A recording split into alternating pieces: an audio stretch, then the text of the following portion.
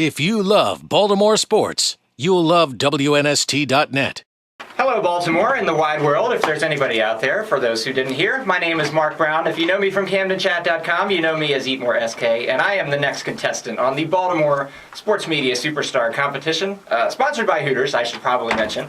And as you may have heard, I always have a lot to say about the Orioles, but you're probably tired of hearing people come in and talk about the Orioles, so I wanted to share with you some thoughts on a little bit of an underrated sport here in the Baltimore area, which is college basketball. And it's kind of one part an appreciation for the small conference basketball that's here in Baltimore, and one part it's me indulging a little bit of a nerdy this one time at band camp story, so hang in there with me. But college basketball, now if you're like me, even if you never went to the University of Maryland, and I went to many schools in this area, but I never went to the University of Maryland, the Terps are your number one team. They're the flagship school in the state. They're the number one school, and, you know, Maryland is my state as much as Baltimore is my city. So, University of Maryland, go Terps. I'm all about fearing the turtle. But even if you limit yourself to Baltimore, there is a lot of game, especially when it comes to basketball, just in town. You got Towson, you got Loyola, you got Morgan State, you got Coppin State. But nearest and dearest to my heart is the Retrievers of the University of Maryland, Baltimore County. Now, right out of high school, that was actually where I went. I thought I wanted to be a computer science major, and it turned out that I didn't. And let's just say UMBC does not get a line on my resume. But I did spend 2 years there, and my number one favorite thing to do there, thanks to my time in the pep band there, was watching men's and women's basketball. Now, UMBC and countless schools like it, these are the schools in the one-bid conferences. They're going to get the 15 and 16 seeds in the NCAA tournament. Maybe every now and again they're going to bust your bracket. They'll be the toast of the nation for a weekend. But for the most part, they're there to lose 70 to 47. They go home and they say, hey, you know, we were just happy to be here. And that's pretty much all you're going to get out of them. And for every one of them, there's a whole conference full of people who played and lost in the conference tournament, and they are not even remembered. So there's a lot of this kind of basketball in the Baltimore area, and let's be honest, it's not going to be the top quality kind of basketball you might find in some other places. You're not going to get the most gifted athletic people, you're not going to get the most naturally talented people, and in fact what you're going to get is the people who are, as the NCAA tournament TV commercials like to say, going pro in something other than sports. But they're in college, and they're on the basketball team, and the games still count, and they probably know this is the last chance they're going to get to play competitive basketball. So what you're always going to get is high-effort play. You're going to get people crashing the boards as best they can. Every now and again, you might get a spectacular dunk. You get people diving all over the court trying to get the ball. And every now and again, you even get the wide-open three to seal the victory as the crowd goes wild. Well, whatever passes for the crowd, because one thing that kind of adds to the charm, for me, of this kind of small conference basketball is the sparse crowd.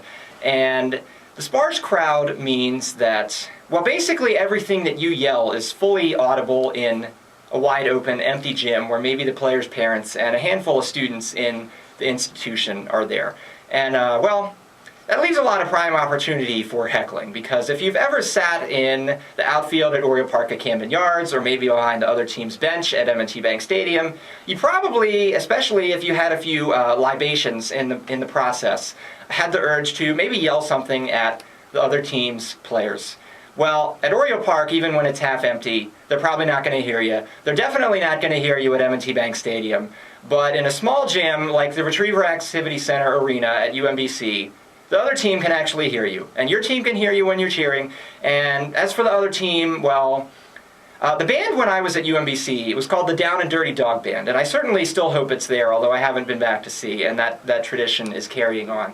And the band, well, we were the heckler primes, because we were basically the only people who were there at the games. So what we liked to do is offer helpful, if maybe anatomically impossible, suggestions to the officiating crew about how they might improve their performance. And occasionally we might, you know, kind of speculate a little bit about the nighttime activities of certain female members of the other team. And UMBC at this time was in a conference called the Northeast Conference, although they're not in it anymore. Now they're in the American East. And there was this one school in the conference that was called Quinnipiac, and Quinnipiac is in Connecticut, and they're more famous for their political polling.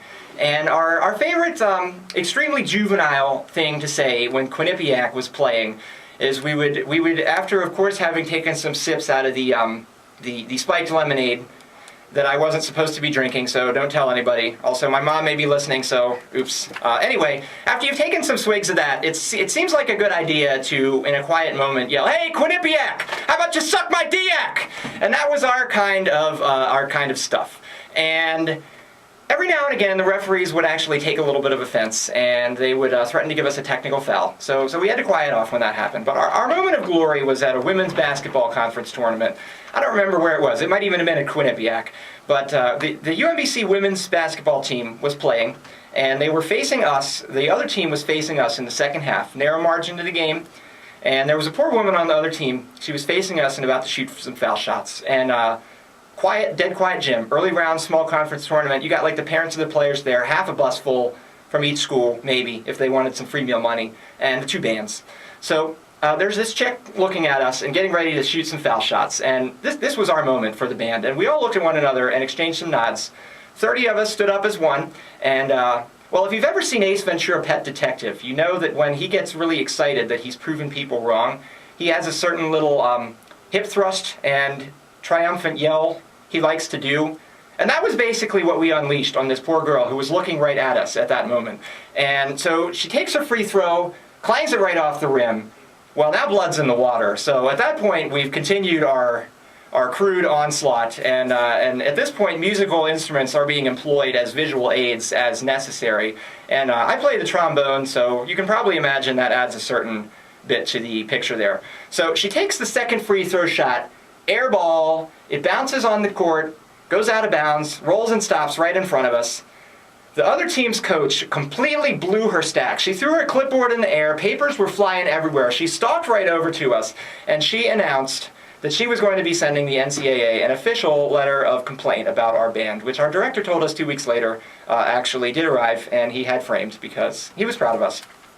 And UMBC went on to win that game, although they did not make it into the conference tournament that year, unfortunately. I think they lost in the finals. A couple of years after I was not there anymore, they did make it into the the NCAA tournament, I should say. But I missed out on that, unfortunately. That's life. Now, I'm too old for all that stuff now, but I really hope that the 19-year-old undergraduates of the various Baltimore undergraduate institutions are continuing on this tradition of kind of showing a little bit of Baltimore hospitality to the visiting teams that come in through this kind of small conference basketball. And if you've never been to one of any of those schools' games, if you find yourself bored in a fall or winter night when they're playing, I definitely encourage you to go because it's really a unique kind of entertainment. It's a lot like, I would say, the minor league baseball of the basketball world. And again, you're not going to see the best play, but what you're going to see is kind of charming and fun and a nice atmosphere kind of game. Another thing about when those schools win is when any one of them wins, really all of Baltimore wins, because that's headlines for something other than drug murders that the city of Baltimore is getting. And, well, I love Baltimore, and I love when Baltimore is not a laughingstock. So the more that the Baltimore schools are winning, the more we all win. And I hope you can support them. I still love and root for UMBC every year, even though I didn't get a degree from there, and really I root for all of them for that reason. So, my name is Mark Brown. I'm here on WNST 15 AM Baltimore, and now back to the big boss. Thank you very much. I don't know what big boss you speak of, but good job today. Good job today. Mark Brown. If you love Baltimore sports, you'll love WNST.net.